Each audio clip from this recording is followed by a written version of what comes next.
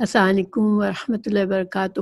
انشاءاللہ ہم کتاب ہماری ہے اربعین نووی اور حدیث نمبر 20 شرم و حیا جز ایمان ہے، انشاءاللہ شروع کرتے ہیں۔ عن ابی مسعود عقبۃ بن عمر، حضرت ابو مسعود جن کا نام عقبہ بن عمر ہے۔ ابو مسعود کیا ہے؟ ان کی کنیت ہے، ٹھیک ہے، ابو مسعود کنیت ہے، عقبہ بن عمر ان کا نام ہے، الانصاری یہ انصاری صحابی تھے، اور البدری یعنی کہ یہ جنگ بدر میں شامل تھے۔ جنگ بدر میں شامل جو صحابی ہوئے تھے ان کی بڑی اہمیت تھی، اس وجہ سے جو بھی صحابی جنگ بدر میں شامل ہوئے تھے ان کے نام کے ساتھ یہ خصوصیت لگائی جاتی تھی کہ یہ بدری صحابی ہے، اور ان کو اللہ تعالیٰ نے ان سب کو بشارت دی تھی جنت کی، مغفرت کی۔ تو رضی اللہ عنہ قال، تو حضرت ابو مسعود نے کہا، قال رسول اللہ صلی اللہ علیہ وسلم نے فرمایا، ان مما ادرک الناس من کلام النبوۃ الاولی اذا لم تستحی فاصنع ما شئت، رواہ بخاری۔ ان بے شک مما اس میں سے جو ادرک الناس لوگوں نے پایا، یعنی لوگوں نے حاصل کیا، لوگوں نے سنا، لوگوں کو ملا، من کلام النبوت دوسرے انبیاء کے کلام سے، کلام النبوت الاولی پچھلے انبیاء کے کلام سے جو لوگوں نے پایا وہ کیا تھا؟ اذا لم جب نہ تستحی تم میں شرم رہے، فاصنع تو پھر کر لو، ما شئتا جو تم چاہو۔ عقبہ بن عمر انصاری بدری رضی اللہ عنہ نے سے روایت ہے، رسول اللہ صلی اللہ علیہ وسلم نے فرمایا، سابقہ نبوت کے کلام میں سے لوگوں نے جو باتیں پائی ہیں ان میں سے ایک یہ ہے کہ جب تو حیا چھوڑ دے تو جو دل چاہے کر۔ اب اس کا کیا مطلب ہے؟ یہ نہیں ہے کہ انسان کے اندر شرم نہیں ہے تو پھر اس کو اجازت سے جو چاہے کرے، نہیں، یہ ایک ڈانٹ ہے، ٹھیک ہے، کہ شرم و حیا کو بھی اگر تو چھوڑ دے گا تو پھر یہ ایک وعید ہے، یہ ڈانٹ ہے کہ پھر جاؤ جو بھی تمہیں کرنا ہے کر لو، یعنی کہ شرم و حیا ایسی چیزیں اس کو رکھنا ہے ہمارے پاس، شرم و حیا کو چھوڑنا نہیں ہے۔ اگر شرم و حیا چھوڑ دیا تو پھر انسان کا انجام برا ہے، اس لیے کہ پھر وہ شرم ایک ایسی چیز ہے جو کہ انسان کو برائیوں سے روکتی ہے، تو اگر اس نے شرم حیا ہی چھوڑ دی تو پھر اس کو برائیوں سے روکنے والی کوئی چیز نہیں ہے، اور اس کا برے انجام سے بچانے والی بھی کوئی چیز نہیں ہے، ٹھیک ہے، یہ مطلب ہے اس حدیث کا۔ ہم اس کی شرح الفاظ پڑھتے ہیں۔ ان مما ادرک الناس من کلام النبوت، کہ نبوت کی باتوں میں سے، یعنی کہ پچھلے انبیاء کے جو احکامات تھے ان میں سے یہ ایک بات بھی ملتی ہے کہ یعنی کہ تمام انبیاء نے اس بات کی اپنے قوموں کو اس بات کی ترغیب دی، وہ کیا تھی؟ کہ شرم و حیا کی ترغیب دی۔ شرم و حیا ایمان کا حصہ ہے، اگر ایک پسندیدہ صفت ہے، اللہ تعالیٰ کو پسند ہے، اس لیے تمام انبیاء نے اپنے اپنے قوموں کو شرم و حیا کی صفت اپنانے کی اسے تعلیم دی، ٹھیک ہے، اور اس پر ابھارا، اس کی تعریف کی، جس میں شرم و حیا تھی اس کی تعریف کی، اور یہ حکم کسی بھی شریعت ترغیب دی، تمام انبیاء نے ترغیب دی اپنے لوگوں کو شرم و حیا اپنانے کی۔ تو اس سے ہمیں شرم و حیا کے جو وصف ہے اس کی اہمیت پتہ چلتی کہ اللہ سبحانہ تعالیٰ کو یہ وصف کتنا پسند ہے کہ ہر نبی نے اپنے لوگوں کو اس کی تعلیم دی، ٹھیک ہے۔ اور اس حدیث میں یہ جو کہا گیا کہ اگر شرم نہیں ہے تو پھر جو دل چاہے کرو، تو یہ ایک ڈانٹ ہے کہ پھر اگر تم نے شرم چھوڑ دی تو پھر تم کو گناہ سے کوئی روکنے والی چیز ہے ہی نہیں، پھر تم جو تمہارا دل چاہے گا کرو گے اور تم اپنا انجام برا کر لو گے۔ تو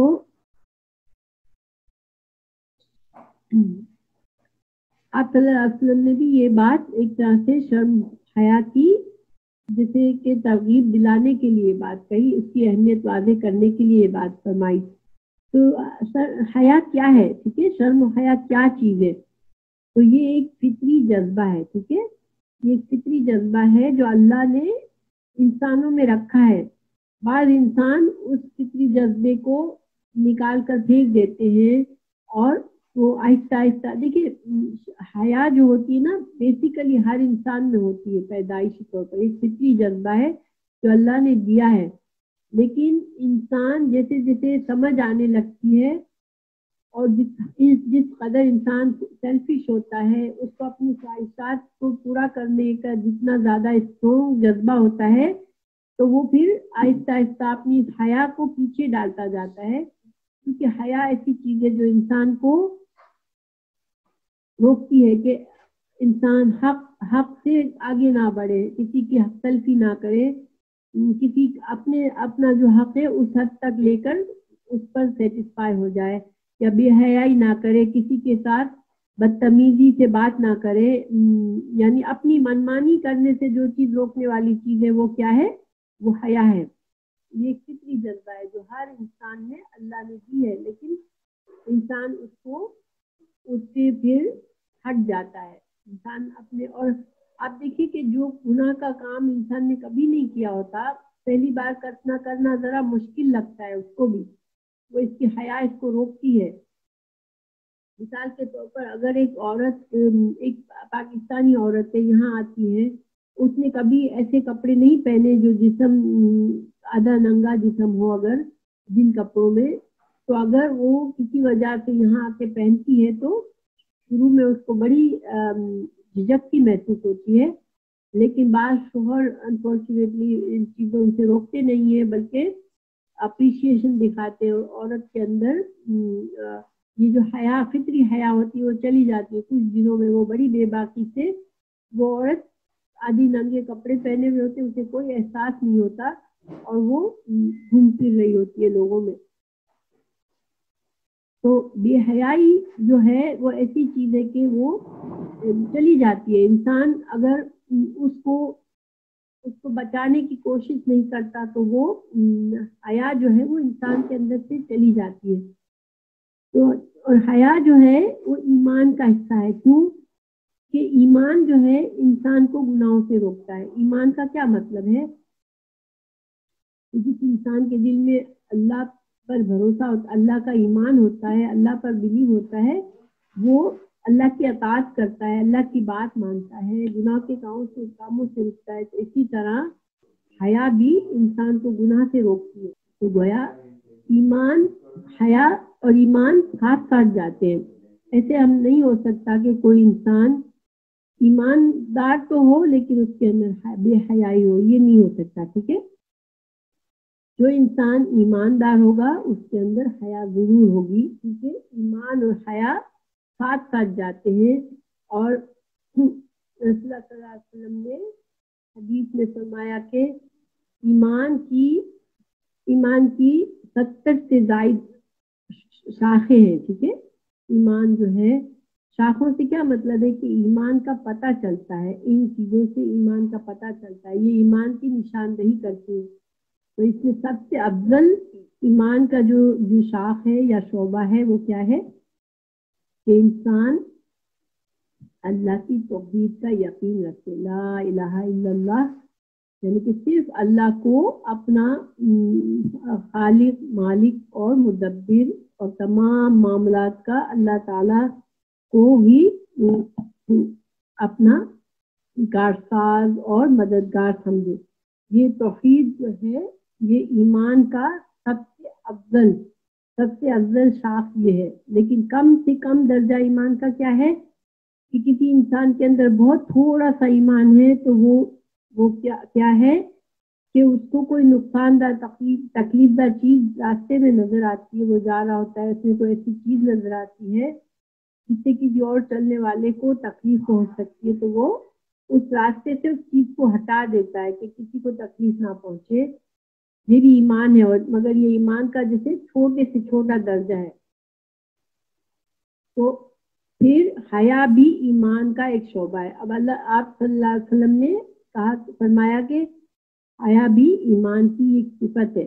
اس کا کیا مطلب ہوا کہ ایمان اگر ہم دعویٰ کرتے ہیں, کوئی مسلمان ہے, کوئی کہتا ہے میں مسلمان ہوں, تو پھر اس کے اندر حیا ضرور ہوگی. اور وہ حیا کیا ہے کہ وہ انسان بے حیائی کے کام کرنا, بد زبانی کرنا, گالی گلوچ کرنا, نافرمانی کے کام کرنا, یا ایسے کام کرنا جس سے کھلی گمراہی واضح ہوتی ہے, تو وہ کام ایسے کام ایک مسلمان کو زیب نہیں دیتے. ایک مسلمان جو ایمان رکھتا ہے وہ ایسے کام نہیں کر سکتا. حضرت ابو ہریرہ رضی اللہ عنہ سے دوسری حدیث ہے, رسول اللہ صلی اللہ علیہ وسلم نے فرمایا الحیاء من الایمان والایمان من الجنہ, کہ حیا جو ہے وہ ایمان کا حصہ ہے اور ایمان جو ہے دخول جنت کا ذریعہ ہے. یعنی کہ انسان ایمان کے بغیر کوئی انسان جنت میں داخل نہیں ہو سکتا, یہ ہم سب جانتے ہیں نا. یعنی کوئی نیک کام بھی کر رہا ہو دنیا میں, مگر اگر اس کو اللہ پر ایمان نہیں ہے, اللہ کو وہ واحد نہیں سمجھتا, اللہ کے ساتھ شرک کرتا ہے, تو پھر اس کے لیے جنت نہیں ہے. ٹھیک ہے نا. تو ایمان جنت کا ذریعہ ہے. ایمان جس کے دل میں ہے, اللہ پر یقین, اللہ کی توحید کا یقین ہے, وہ انشاءاللہ جنت میں ضرور جائے گا.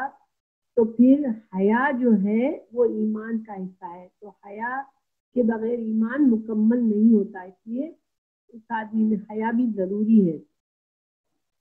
ایک ایماندار انسان باحیا ہوتا ہے, اور اس کا حیا کا جذبہ جو ہے وہ ایمان کی اس وقت سے محروم ہے. جس میں حیا کا جذبہ نہ ہو تو وہ ایمان کے اس وقت سے محروم ہے. ٹھیک ہے.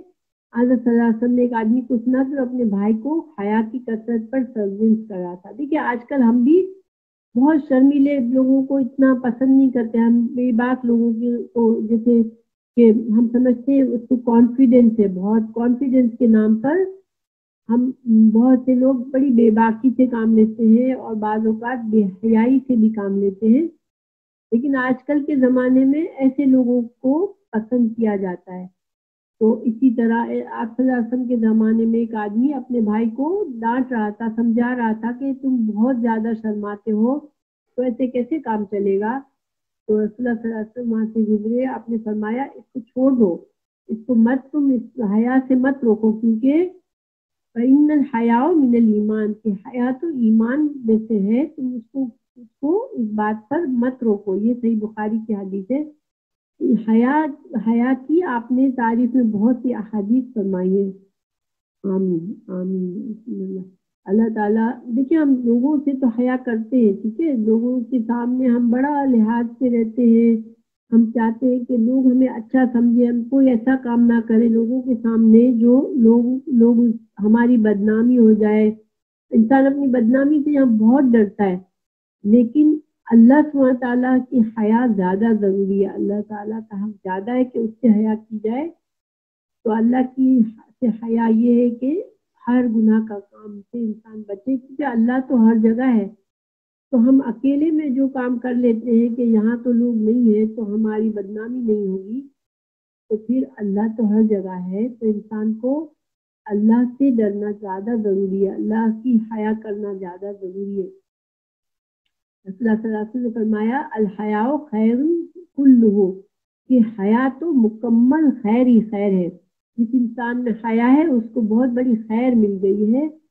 تو اور آپ نے فرمایا کہ جس شخص کے اندر بے حیائی ہے وہ اس کو مایوب بنا دیتی ہے. جو انسان بے حیائی سے کام لیتا ہے لوگ اس کو ناپسندیدہ کرتے ہیں, سمجھتے ہیں, اس کو مایوب, وہ چیز بری لگتی ہے, آنکھوں کو دیکھنے سے بھی بری لگتی ہے.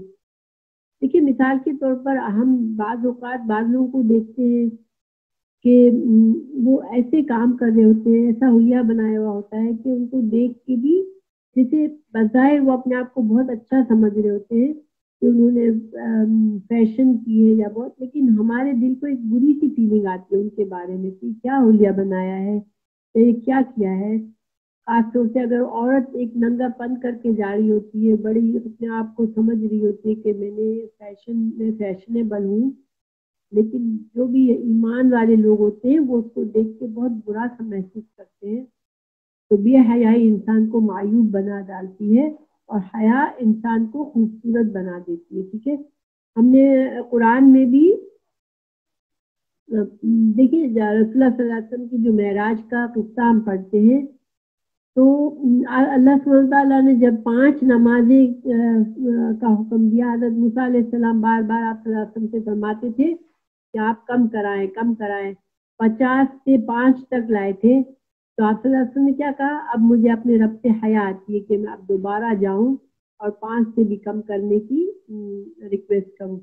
تو آپ صلی اللہ علیہ وسلم خیر یہ تو اپنی امت کے لیے آپ نے اللہ سبحانہ تعالیٰ نے 5 نمازوں کو 50 کا درجہ دے دیا، لیکن آپ صلی اللہ علیہ وسلم کی خصوصیات میں تھا کہ آپ صلی اللہ علیہ وسلم بہت ہی حیادار تھے اور گناہ کی بات دیکھ کر آپ کا چہرے کی رنگت بدل جاتی تھی. تو حیا انسان کے اندر خوبصورتی پیدا کرتی ہے. اور سورہ طٰہٰ میں ہم نے پڑھا، آپ لوگوں کو یاد ہو شاید کسی کو، کہ حضرت موسیٰ علیہ السلام جب مدین پہنچے تو آپ نے دیکھا کہ 2 لڑکیاں سائڈ میں اپنے بکروں کو لے کے، اپنے جانوروں کو لے کے کھڑی تھی پانی پلانے کے لیے، اور سارے مرد پانی پلا رہے تھے اور وہ عورتیں چپ چاپ ایک سائڈ پہ کھڑی تھی. تو حضرت موسیٰ علیہ السلام نے فرمایا کہ تم لوگوں کا کیا معاملہ ہے، تم کیوں یہاں کھڑی ہو؟ تو انہوں نے کہا کہ ہم مردوں کے جانے کا انتظار کر رہے ہیں کہ مرد جائے تو ہم اپنے جانوروں کو پانی پلائیں. حضرت موسیٰ علیہ السلام نے ان کے جانوروں کو خود پانی پلا دیا، اور پھر انہی لڑکیوں میں سے ایک کو ان کے والد نے بھیجا کہ حضرت موسیٰ علیہ السلام کو بلا کر لائے تاکہ وہ ان کو اجر دے ان کے اس کام کا. تو اس کے بارے میں اللہ تعالیٰ نے فرمایا کہ وہ لڑکی حیا کے ساتھ آئی، حیا کے ساتھ چلتی ہوئی آئی. سبحان اللہ. اللہ تعالیٰ نے اس لڑکی کے آنے کا انداز بھی بتایا ہم کو کہ بڑی حیادار طریقے سے چلتی ہوئی آئی حضرت موسیٰ علیہ السلام کو بلاتے ہوئے. تو اللہ کو حیا کا طریقہ پسند ہے، اور خاص طور سے ہم عورتوں کو تو بہت زیادہ خیال رکھنا چاہیے. خیر مردوں کو بھی یہی ہے. بعض اوقات آپ نے دیکھا ہو بعض مرد جہاں بھی کہیں ہوتے عورتوں کو بالکل جٹائی سے گھورتے رہتے ہیں. جب بھی نظر آپ بے خیالی میں نظر پڑیں گی وہ گھور کر دیکھ رہے ہوں گے. تو ایسے انسان مردوں کے بارے میں کتنی کراہت سے دل میں آتی ہے نا، کہ بہت بری فیلنگ آتی ہے. لیکن مردوں کو بھی یہی حکم ہے کہ وہ اپنی نظروں کو جھکا کے رکھیں. اور ویسے یہ تو ایک معمولی سی بات ہے، بے حیائی کے تو یہ تو بہت ہی بیسک چیز ہے، لیکن بعض لوگ کسی طرح سے حیا میں نہیں ہوتی ہے اور وہ ہر کام کھلم کھلا کرتے ہوتے ہیں. اللہ تعالیٰ ہمیں محفوظ رکھتے سے. بہرحال رسول اللہ صلی اللہ علیہ وسلم کے بارے میں کہا جاتا ہے کہ آپ میں اتنی حیا تھی کہ ایک کنواری لڑکی کی جیسی حیا ہوتی ہے، اس طرح کی حیا تھی آپ میں. یہ بخاری کی حدیث ہے. اور حضرت عمران بن حسین سے مروی کے رسول اللہ صلی اللہ علیہ وسلم نے فرمایا الحیاء لا یأتی الا بخیر، کہ جب حیا ہوتی ہے تو اس سے صرف خیر و برکت ہی آتی ہے. ٹھیک ہے. حیا جو ہے وہ کبھی نقصان دہ نہیں ہوتی. انسان کہے کہ وہ بہت زیادہ شرم و حیا کی وجہ سے میں پیچھے رہ گیا اور لوگ آگے بڑھ گئے اپنی بے حیائی کی وجہ سے، لیکن حیا انسان کو خیر ہی لائے گی. ان تمام حدیث سے حیا کی اہمیت کا پتہ چلتا ہے. اور یہ ایک اکبر الہ آبادی کا شعر ہے، جس کو خدا کی شرم ہے وہ ہے بزرگ دین، دنیا کی جس کو شرم ہے مرد شریف ہے. یعنی کہ انسانوں سے بھی شرم کی جاتی ہے، اللہ سے بھی شرم کی جاتی ہے. تو اللہ سے شرم کرنے والا ایک بزرگ دین ہوتا ہے، اور جس کو کم از کم اتنا ہو کہ لوگوں کی شرم ہے اس کو بھی لوگ شریف آدمی سمجھتے ہیں کہ لوگوں کے سامنے بے حیائی نہیں کرتا. اور جس کو کسی کی شرم نہیں اس کو کیا کہوں، فطرت کا وہ رذیل ہے دل کا کثیف ہے. تو جس کے اندر شرم و حیا بالکل بھی نہیں، نہ اللہ کی شرم نہ بندے کی شرم، تو وہ پھر انسان بہت ہی رذیل بہت ہی برا انسان ہے. لیکن کیا شرم و حیا، دیکھیے بعض شرم اچھی بھی ہوتی، بعض جو شرم ہوتی ہے وہ بری بھی ہوتی ہے. وہ کون سی شرم ہوتی ہے؟ مثال کے طور پر انسان کو حق بات کہنے کی ضرورت ہے، کہیں بیٹھے ہیں کوئی ایسی بات ہو گئی کہ جہاں ناحق بات ہو رہی ہے اب اٹھ کر حق بات کرنا ہے، لیکن اب ہم شرم کے مارے میں بیٹھے ہوئے کہ نہیں اتنے لوگوں میں اٹھ کے کیسے بات کہوں. نہیں، جب حق بات ہے تو حق کہنے کے لیے شرم نہیں آنی چاہیے. ٹھیک ہے، انسان کہیں گناہ کا کام کر رہا ہو اور ہم اس کو روکے نہیں کہ ہمیں شرم آ رہی ہے. ہاں بالکل. دیکھیے بعض لوگ سلام نہیں کرتے کسی کو، کہ اکثر اوقات سلام کرتے بھی شرم آتی ہے مجلس میں. ہاں، مجلس میں داخل ہو کے وہ صرف انہیں سے سلام دعا کرتے ہیں جن کو جانتے ہیں، باقی لوگوں سے شرم محسوس کرتے ہیں. تو سلام کرنا بھی اسلامی طریقہ ہے اور ہمیں سب کو سلام کرنا چاہیے، اور کسی کو گناہ سے روکنا بھی اسلام کا طریقہ ہے، ایمان کا حصہ ہے. تو شرم کی وجہ سے خاموش رہ جانا کہ نہیں بھائی مجھے تو شرم آتی ہے میں نہیں کہہ سکتی، تو یہ شرم اچھی نہیں ہے. ٹھیک ہے. اسی طرح ہمیں کسی دین کا کوئی احکام کی صحیح علم نہیں ہے، لیکن ہم خاموش بیٹھے ہیں کہ ہم کو پوچھتے ہوئے شرم آ رہی ہے کہ لوگ کیا کہیں گے کہ اس کو اتنا بھی نہیں معلوم، تو یہ بھی غلط ہے. ٹھیک ہے. نہیں، جہاں آپ کو علم حاصل کرنا ہے، جہاں آپ کو صحیح دین کی سمجھ حاصل کرنی ہے، وہاں ہم کو سوال کرنے سے شرمانا نہیں چاہیے. دیکھیں رسول اللہ صلی اللہ علیہ وسلم کے پاس عورتیں آیا کرتی تھی اور دین کے مسائل پوچھتی تھی. حضرت سلمہ نے آپ صلی اللہ علیہ وسلم سے پوچھا کہ اللہ کے رسول، بے شک اللہ تعالیٰ حق بیان کرنے سے نہیں شرماتا، عورت کو احتلام ہو جائے تو کیا اس پر بھی غسل ہے؟ آپ نے فرمایا ہاں، اگر وہ پانی دیکھتی ہے. اب دیکھیں یہ احتلام ہو جانا، ایسا خواب آنا جس سے انسان جنسی خواہشات کی کوئی خواب آ جائے جس سے انسان کچھ محسوس کرے، تو اب کیا آپ کو پتہ ہے کہ جب شوہر اور بیوی جنسی تعلق کرتے ہیں تو اس کے بعد اسلام میں غسل جنابت کرنا پڑتا ہے. لیکن کیا کوئی ایسا خواب آ جائے جس سے انسان کو ویٹنس ہو جائے، تو اس کے بعد حضرت سلمہ نے سوال فرمایا آپ صلی اللہ علیہ وسلم سے کہ کیا اس کے بعد غسل کرنا چاہیے عورت کو، یا عورت کو احتلام ہو سکتا ہے؟ رسول اللہ صلی اللہ علیہ وسلم نے فرمایا ہاں، عورت کو بھی احتلام ہو سکتا ہے، اور اگر پانی دیکھے یعنی کہ ویٹ ہو جائے وہ خواب ایسا آیا جنسی قسم کا، تو پھر اگر ویٹنس محسوس ہو تو پھر نہانا ضروری ہے، غسل جنابت ضروری ہے. اب دیکھیں یہ ایسا سوال ہے جس کو پوچھنا عورت کے لیے بہت ٹف تھا. ایک مسلمان عورت ہے سلمہ رضی اللہ عنہا، آپ صلی اللہ علیہ وسلم کی جوزہ ہے، لیکن انہوں نے یہ سوال کیا آپ صلی اللہ علیہ وسلم سے، انہوں نے شرم نہیں محسوس کی. اسی طرح حضرت عمر رضی اللہ عنہ ایک بار خطبہ دے رہے تھے تو مہر کے پر اعتراض کیا کہ لوگ بہت زیادہ مہر نکاح میں بہت زیادہ مہر رکھنے لگے ہیں، تو مہر کی پابندی لگائی کہ نہیں اتنی اماؤنٹ سے زیادہ کا مہر نہیں ہوگا. تو اتنے بڑے مجموعے میں ایک عورت نے اٹھ کر کہا کہ یا امیر المومنین، آپ ہمیں کیوں روکتے ہیں مہر کی زیادہ مہر کی شرط لگانے سے، جب اللہ نے ہمیں نہیں روکا؟ یعنی کہ اللہ سبحانہ وتعالیٰ نے جو آیت فرمائی ہے وَآتَيْتُمْ إِحْدَاهُنَّ قِنْطَارًا فَلَا تَأْخُذُوا مِنْهُ شَيْئًا، کہ اللہ سبحانہ وتعالیٰ نے فرمایا کہ تم نے ڈھیروں مال بھی اگر مہر میں دیا ہو تو واپس نہیں لے سکتے.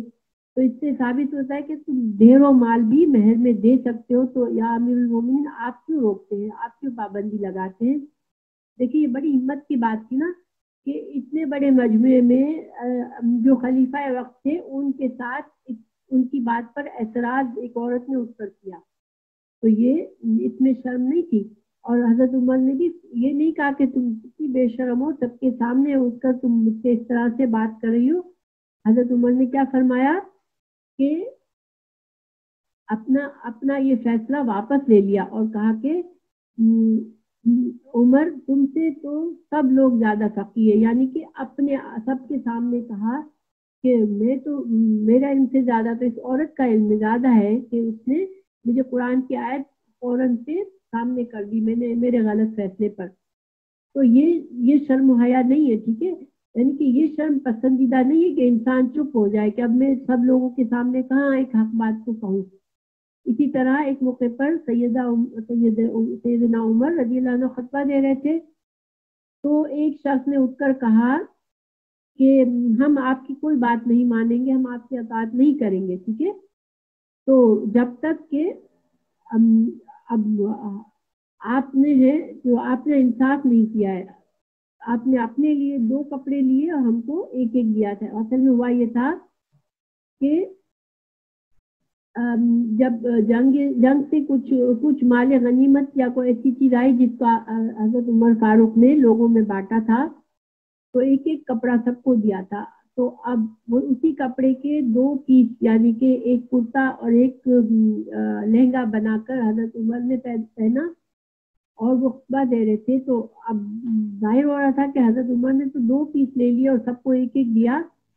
تو اتنے مجمع میں ایک آدمی نے کہا کہ ہم آپ کی اطاعت نہیں کریں گے, آپ جو ہے انصاف نہیں کرتے, آپ نے اپنے لیے 2 کپڑے رکھے اور ہم کو ایک دیا.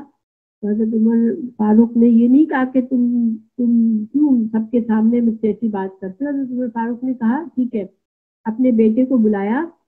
تو ان کے بیٹے نے حضرت نے کہا کہ میں نے اپنے حصے کا ٹکڑا اپنے باپ کو دے دیا تاکہ وہ ان کے پاس کپڑے نہیں تھے تو میں نے اپنا حصہ ان کو دیا تاکہ وہ اپنے لیے اچھا 2 پیس کا سوٹ بنا لے. تو دیکھیے صحابہ کرام اور پچھلے لوگ جو تھے سلف وہ ایسی باتوں میں شرم نہیں محسوس کرتے تھے.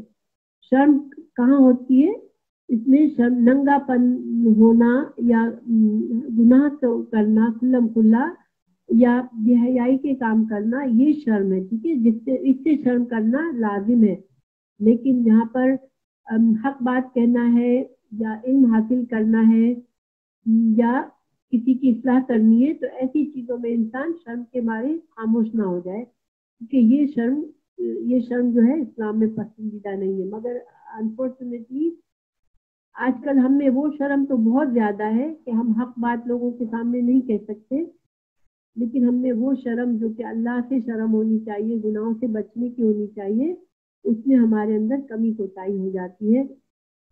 اللہ سبحانہ وتعالی ہمیں ہمارے اندر وہ شرم پیدا کر دے جو اللہ کو پسند ہے اور ہمیں گناہوں سے بچنے والا بنا دے, اور ہمیں یہ احساس ہر وقت رہے کہ اللہ ہمیں ہر حال میں دیکھ رہا ہے, تو ہم چھپ کر بھی وہ کام نہ کریں جو کہ ہم لوگوں کے سامنے جن کاموں کو کرتے ہوئے گھبراتے ہیں اور شرم محسوس کرتے ہیں, ہم چھپ کر بھی وہ کام نہ کریں. اس لیے کہ اللہ سبحانہ تعالیٰ کو زیادہ حقدار ہے کہ ہم اللہ کی شرم کریں لوگوں کے مقابلے میں. تو اللہ تعالیٰ ہمیں اللہ سے شرم کرنے والا بنائے اور ہمیں بد اخلاقی اور بری بات کرنے والا اور بے حیائی سے رہنے والا ایسے کاموں سے ہمیں بچائے. آمین.